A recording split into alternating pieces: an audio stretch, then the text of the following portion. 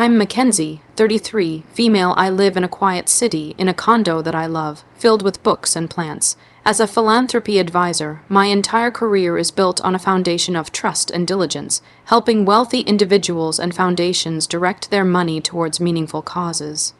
My life was orderly, calm, and purpose-driven. That is, until my brother decided to marry a woman who saw my life's work not as a noble profession, but as a personal ATM. The story I'm about to tell you involves a wedding, a public humiliation, and a meticulously planned revenge that dismantled a carefully constructed empire of lies. Before this story unfolds, I'd love to connect with you. Please let me know in the comments where you're watching from and what time it is in your corner of the world. It's amazing to see how far these stories can travel. My brother, Ryan, had always been the golden child. 2 years my junior, he was charming, handsome, and coasted through life on a wave of easy confidence. When he introduced us to his fiancée, Olivia, I understood the attraction. She was beautiful, effervescent, and managed a successful career as a social media manager for lifestyle brands. On the surface, they were the perfect couple, aspirational, stylish, and deeply in love. They posted constantly about their couple goals life, from weekend trips to lavish dinners. I was happy for him, truly. The problems began about 3 months before the wedding. The four of us, our parents, Ryan, and I, were having dinner when Ryan cleared his throat and made an announcement. Mackenzie. He started, a little too formally. Olivia and I have been thinking about our wedding registry, and we've decided we don't really need more stuff. I smiled. That's very forward. Thinking of you. Maybe a honeymoon fund or donations to a favorite charity. Olivia reached across the table and placed her hand on mine. Her nails were perfect, her smile dazzlingly white. We were thinking of something a little more personal, she said, her voice smooth as silk. We know you manage the charitable foundation for the Sterling family, and we were hoping you could, talk to them. I felt a knot of confusion tighten in my stomach. Talk to them about what? Well, Ryan jumped in. We've set up our own foundation. It's called the Future Forward Fund. We want our wedding gifts to be a single, cornerstone donation to get it off the ground. We were thinking you could convince the Sterlings to make a founding gift, say, $1 million. I stared at them, speechless. The air in the room grew thick and heavy. My parents looked back and forth between us, unsure of what was happening. $1 million to a foundation I had never heard of. As a professional, every alarm bell in my head was screaming. Ryan, Olivia, I said, choosing my words carefully. That's not how philanthropy works. A foundation like the Sterlings has a rigorous vetting process. They have specific sectors they fund: education, medical research, poverty alleviation. They can't just give money to a private fund set up by my brother. Olivia's smile tightened. But it's for a good cause. It's for our future. Is it a registered 501c3? I asked, already knowing the answer. Have you established a board? What is its mission statement? Who are the intended beneficiaries? Ryan waved his hand dismissively. It's just paperwork, Mac. You're good at that stuff. We figured you could handle it. Think of it as our wedding gift from you. Your expertise. The audacity of it was breathtaking. They weren't asking for a gift. They were asking me to commit professional suicide and potentially involve one of my most respected clients in a fraudulent scheme. They wanted to use my name, my reputation, to funnel $1 million into their personal bank account under the guise of charity. No, I said, my voice firm but quiet. I can't do that. It's unethical, it's likely illegal, and it would destroy my career. I will not mix my personal life with my client's finances. I'm happy to give you a generous personal gift, whatever you'd like for your new home or your honeymoon, but this is out of the question. Olivia snatched her hand back. A flicker of something cold and hard passed through her eyes before being replaced by a wounded expression. I can't believe you won't even help us, she whispered, her lower lip trembling. I thought you were family. Ryan shot me a look of pure anger. Why do you have to be so difficult, Mackenzie? Just this once, can't you do something for your own brother? The dinner ended in a tense, bitter silence. My parents tried to smooth things over, suggesting it was all a misunderstanding, but I knew it wasn't. I had just seen the real Olivia for the first time, and I had a sinking feeling that this was only the beginning. Over the next few months, our relationship grew strained. Every conversation with Ryan was stilted. He'd make comments about how I wasn't being supportive, and how Olivia was so hurt by my refusal to help them build their dream. I stood my ground, but it was isolating. I was being painted as the villain simply for upholding basic ethics. I decided to put the disastrous dinner behind us and focus on being a good sister. I bought them an incredibly generous wedding gift, a certified check for $50,000. It was far more than I should have spent, but I wanted to prove that my refusal wasn't about being ungenerous. I hoped it would be a peace offering, a way to show them that I loved and supported them, even if I couldn't bend the rules of my profession. The wedding day arrived. It was a spectacular affair at a sprawling vineyard with over 150 guests. Olivia looked stunning in her designer gown, and Ryan looked happier than I had ever seen him. I tried to push my misgivings aside and just be present for my brother. My cousin, Sarah, a down-to-earth high school teacher, was my buffer for the day. She knew about the foundation request and thought it was as insane as I did. Just smile and wave, she whispered to me as we sat down for the ceremony. The reception was held in a grand hall with floor-to-ceiling windows overlooking the vines. Everything was perfect, almost too perfect, like a staged photo shoot for one of Olivia's social media campaigns. During the toasts, Olivia's maid of honor made a gushing speech about how Olivia and Ryan were going to change the world together, with their big hearts and ambitious plans. It was a thinly veiled jab at me, and I felt a few pairs of eyes drift in my direction. Later, as guests mingled, Olivia found me by the gift table. "Mackenzie," she said, her smile not reaching her eyes, "I saw your card, a check. How traditional. I thought it would be the most useful thing for you both as you start your new life." I replied politely. "It's just funny," she mused, picking up a glass of champagne from a passing tray. "You, a woman who handles millions, even billions of dollars, and you give your brother a gift that, let's be honest, is probably a rounding error in your world." "Olivia, that was an incredibly generous gift," I said, my patience wearing thin, "and it was given with love, was it?" She challenged, her voice dropping to a low, venomous hiss. "Or was it a punishment, a little slap on the wrist, because we dared to ask for what we really wanted?" People were starting to look over. I tried to de-escalate. "This isn't the time or the place." "Oh, I think it's the perfect time," she said, her voice rising. "You want everyone to think you're this perfect, charitable person, but you're selfish. You had the chance to set your brother up for life, and you said no. You chose your rich clients over your own family." My brother, Ryan, walked over, drawn by the commotion. "What's going on? Your sister is lecturing me about gratitude," Olivia said, turning on the waterworks. "She thinks her check makes up for abandoning us." "Mackenzie, just apologize to her," Ryan said, already taking Olivia's side. "You've been difficult this whole time." I was stunned. "Apologize? For what? For not committing fraud for you?" My voice was sharper than I intended, and then it happened. With a furious cry, Olivia swung her hand and slapped me hard across the face. The sound cracked through the music and chatter, silencing the room. My cheek stung, but the shock was worse. 150 pairs of eyes were on me. My own brother stood there, watching his new wife physically assault his sister, and he did nothing. He just wrapped an arm around her as she sobbed into his shoulder, as if she were the victim. A wave of humiliation washed over me, so total and consuming that I couldn't breathe. Sarah was instantly at my side, grabbing my arm. "We're leaving," she said, her voice shaking with rage. She guided me out of the reception hall, past the stunned, whispering guests. As the cool night air hit my burning cheek, I knew two things for certain. First, my relationship with my brother was over, and second, I was not going to let them get away with this. The days following the wedding were a blur of shame and anger.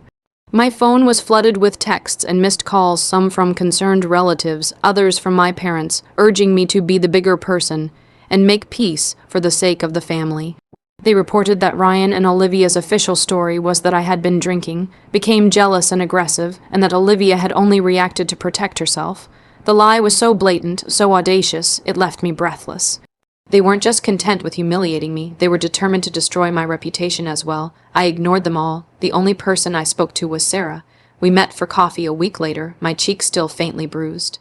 "I cannot believe them," she fumed, stirring her latte with unnecessary force. "To lie like that on top of everything else, and your parents telling you to apologize, it's insane. They've always enabled him," I said quietly, staring into my cup. "Ryan can do no wrong, and now Olivia is an extension of him." "There's something else, Mackenzie," Sarah said, leaning forward. At the reception, before the incident, I was sitting near some of Olivia's friends. They were talking about the newlyweds' honeymoon in the Maldives. One of them said she hoped it was worth it because she donated $500 to their honeymoon fund. I frowned. Okay, people do that, yes. Sarah continued, but then her friend laughed and said she donated too, but that Olivia told her the fund was for a down payment on their new house. And a third person chimed in and said Olivia told her the registry was to help fund their charity startup. They were all giving money for different things. It was weird. A cold dread seeped into my bones. It sounded disorganized at best and deceptive at worst. Why were they so desperate for that $1 million? Sarah, people don't react like that. Publicly assaulting a family member over a refused gift, not unless they're desperate. Desperate is the word, Sarah agreed. Their whole life looks like an Instagram feed. The designer clothes, the fancy car, that huge wedding. It costs a fortune to keep that up. Her words sparked an idea. My job wasn't just about giving money away. It was about preventing it from going to the wrong places. I spent my days performing due diligence on nonprofits, scrutinizing their financial statements, looking for red flags, and ensuring they were legitimate. I was an expert at finding the truth hidden in a mountain of paperwork. That night, I went home and opened my laptop. It was time to turn my professional skills inward. I wasn't just a scorned sister anymore. I was an investigator. The first step was to look into their so-called Future Forward Fund. As I suspected, there was no record of it being a registered charity. It was nothing more than a name they'd made up. Then I started looking into their digital footprint, not just their curated social media, but the vast public record available online. I began with simple property searches. They were renting the stylish downtown apartment they flaunted online, not owning it. Then I searched for civil court records, and that's when I hit the jackpot. My screen filled with a list of filings. It started with a few unpaid credit card lawsuits against Olivia, dating back 2 years.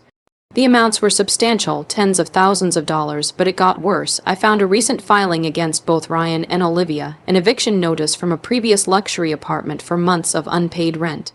And then, the biggest bombshell of all, a lien against Ryan's business. His real estate agency, which he boasted was one of the top in the city, was drowning in debt. They weren't just living beyond their means, they were on the brink of financial collapse. Their entire life was a lie, a house of cards funded by loans and credit they couldn't afford. The $1 million wasn't for their future. It was a desperate last-ditch bailout to save them from ruin. The slap at the wedding wasn't just an act of anger. It was the raw, violent panic of a cornered animal, and now I had their scent. Discovering their mountain of debt was just the first step. I needed to understand the full scope of their deception, not just for my own closure, but to build an unshakable case against them. If I was going to expose them, I couldn't leave any room for doubt or for them to twist the narrative again. For the next few months, I dedicated my evenings to a quiet, methodical investigation. I hired a private investigator, a discreet professional I'd used before to vet potential board members for charities. I gave him a simple task: build a complete financial picture of Ryan and Olivia using only legal, publicly available information. While he worked on the deep dives, I focused on the social aspect. I started with the wedding guest list. Using social media, I cross-referenced the names with the stories Sarah had overheard. I sent out a few tentative, carefully worded messages. I reached out to one of the women Sarah had mentioned, an old college acquaintance of Olivia's. "Hi, Jessica," I wrote. "This is Mackenzie, Ryan's sister. I know things were chaotic at the wedding, and I'm just trying to clear some things up. I hope this isn't too forward, but I was told you contributed to their honeymoon fund. I was just wondering if you could confirm that, as I'm helping them sort out their finances." It was a small lie, but it worked. Jessica replied almost instantly. "OMG, yes, so awful what happened. I sent them $300 for the Maldives trip. Hope they're enjoying it." I messaged another guest, one who Sarah had heard was told the money was for a house. Same story. He had sent them $1,000 via a payment app, specifically earmarked for a down payment. I compiled a list. In just a few days, I had confirmed over 10 guests who had given money for at least 3 different conflicting purposes: the honeymoon, the house, and the Future Forward Fund. Ryan and Olivia hadn't just lied to me. They had systematically defrauded their own wedding guests. They had used the happiest day of their lives as a fundraising scam. Meanwhile, my PI delivered his report. It was worse than I could have imagined. Olivia's social media manager job was mostly a front. Her income was minimal. Her real business was accumulating debt to project an image of success. hoping to land a major brand deal that never materialized. She had maxed out over a dozen credit cards and had taken out high-interest personal loans. Ryan's situation was even more dire. He had sunk all of his savings and a significant loan from our parents into a risky commercial real estate venture that had failed spectacularly. He wasn't just in debt, he was facing lawsuits from his investors. The lien on his business was the tip of the iceberg. They owed combined close to $500,000. The PI report included screenshots from Olivia's social media. One post showed her posing with a new designer handbag, captioned, "Treating myself." The timestamp on the post was 2 days after a court judgment was issued against her for an unpaid $15,000 loan. Another showed Ryan celebrating a record-breaking sales month at his agency. Public records showed he hadn't closed a deal in 6 months. Every post was a lie, every smile was a performance. They were actors playing the part of a successful power couple, while behind the curtain their world was crumbling. The pieces all fit together now. The pressure, the desperation, the rage, it all made a sick kind of sense. They hadn't just wanted $1 million, they needed it, and they were willing to lie, cheat, and humiliate anyone who stood in their way. I closed the file on my computer, the evidence neatly organized. I had unraveled their deception. Now it was time to weave a trap of my own. With a mountain of evidence in hand, my first instinct was to send it all to my parents and the rest of the family in a furious email. I wanted immediate vindication, but I knew that wouldn't be enough. They would find a way to spin it, to paint me as a vengeful, obsessive sister. They would claim I was hacking them, that the information was fake. No, a private reveal wasn't the answer. The humiliation they had inflicted on me was public, and so their downfall had to be public as well. It had to be undeniable. I needed the perfect stage, and then I saw it. Olivia posted a countdown on her Instagram. Only 2 months until our 1-year anniversary and charity gala. Can't wait to celebrate a year of love and launch our foundation with all our favorite people. #Future Forward Fund, a charity gala. They were doubling down on their biggest lie. They were planning to use their anniversary as another opportunity to solicit fraudulent donations, likely to pay the interest on their ballooning debts. It was arrogant, it was foolish, and it was the perfect opportunity. My plan began to take shape. It would be a quiet, methodical masterpiece of revenge, executed using my own unique skills. First, I compiled everything into a neat, professional package. I created a binder, just like the ones I prepared for my clients. It was divided into sections: unpaid debts and civil judgments, business liabilities, wedding gift discrepancies, and fraudulent charitable solicitation. Each section contained official court documents, bank statements obtained through the PI legal channels, screenshots of their social media posts with contradicting evidence, and signed affidavits from the wedding guests they had misled. It was a flawless, irrefutable record of their lies. I made 3 copies, one for them, one for my parents, and one for the authorities. Next, I contacted the event planner for their gala. Posing as a representative from a family foundation, I inquired about making a significant donation to the Future Forward Fund that night.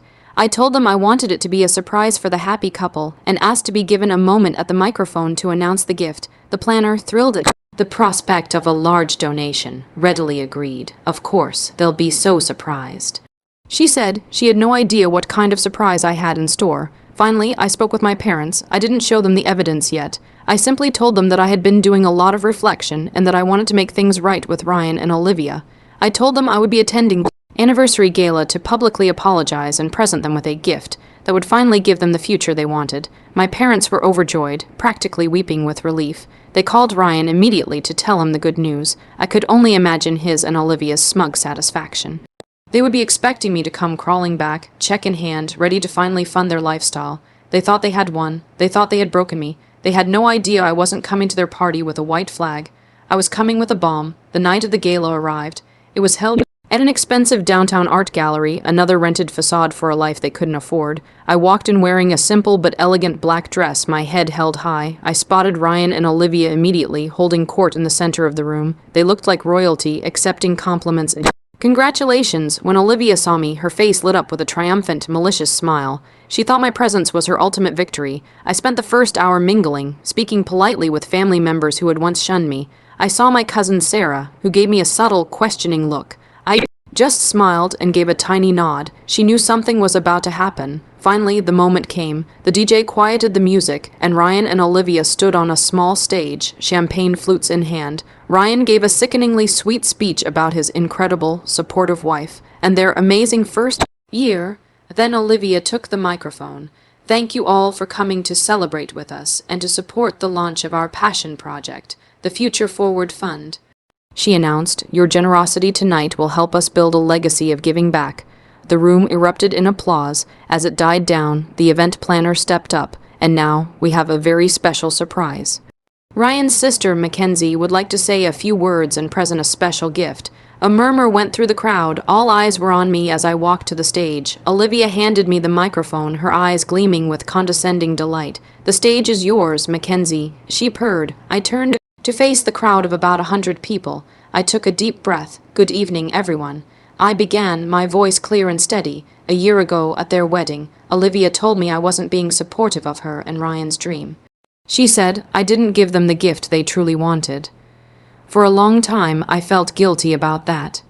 But tonight, I'm here to finally give them the gift they deserve. I gestured to a waiter who brought a small, beautifully wrapped box to the stage and handed it to Olivia. She and Ryan opened it together. Inside was the binder. Their smiles faltered as they saw the cover page, a financial review of Ryan and Olivia Miller.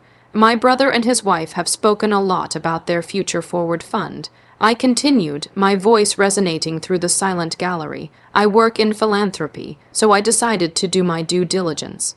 I wanted to understand their vision. I looked directly at them. Their faces were draining of color as they frantically flipped through the pages, seeing the court judgments, the debt records, the affidavits from their friends, and what I found, I announced to the room, was not a foundation for the future, but a mountain of debt.